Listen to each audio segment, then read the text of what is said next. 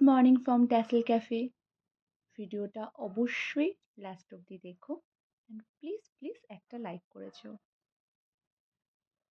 Colour নিয়ে কাজ করার সুবাদে এরকম অনেক ছোট ছোট অ্যাক্রিলিক কালারের কৌটো জমা হয়ে যায়, তাই সেগুলোকে একদম ফেলে দেব?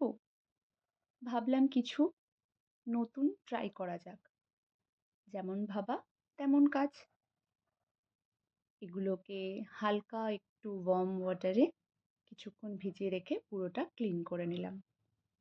দেন ভাবলাম কি করা যায়, নতুন কিছু করতে ভীষণ ইচ্ছে করছিল। আর এই কাজটা পয়লা বৈশাখের সময় ছুটিতে করা। ছুটি থাকলেই অ্যাজ ইউজুয়াল আমার প্রচুর আইডিয়া থাকে, যেগুলো আমি অন্য টাইমে এক্সিকিউট করতে পারি না, সেগুলো ছুটিতে করতে চেষ্টা করি। এটা তারই একটা। ফুল প্রসেসটা তোমাদের সাথে শেয়ার করতে পারলাম না, তার জন্য সরি।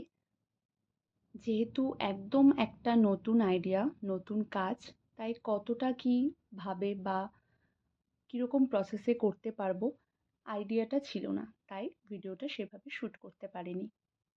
নেক্সট টাইম যদি এটা বানাই, তোমরা যদি এটাকে পছন্দ করো, রিমেক করার যদি সুযোগ দাও, তাহলে অবশ্যই তোমাদের সাথে শেয়ার করব কিভাবে বানালাম।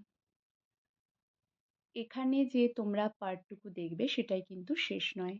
শেষ পার্টটার জন্য অবশ্যই অবশ্যই ওয়েট করো। আমি নিজেই সবসময় বলি যে ক্লের কাজ শিখেছি মানে এটাই নয় যে শুধুমাত্র জুয়েলারিতে অ্যাপ্লাই করতে হবে। দেখো কি সুন্দর ছোট্ট ছোট্ট মিনিয়েচার বানিয়েছি। তোমরা এখানে কতটা বুঝতে পারবে জানি না। কালার করার প্রসেসটাও তোমাদের সাথে পুরোপুরি শেয়ার করতে পারলাম না। ওই যে বললাম, তার একটাই কারণ, কিছু ভুল ত্রুটি হয়েছে। চেষ্টা করব পরের বার নিট অ্যান্ড ক্লিনভাবে তোমাদের সাথে শেয়ার করার। আশা করি তোমাদের ভালো লাগবে। যারা যারা ভিডিওটা দেখছো অবশ্যই একটা কমেন্ট করে যেও কেমন লাগলো। এটা তাদের স্পেশালি খুব পছন্দ হবে যারা আমার মতো ঘর সাজাতে ভালোবাসো।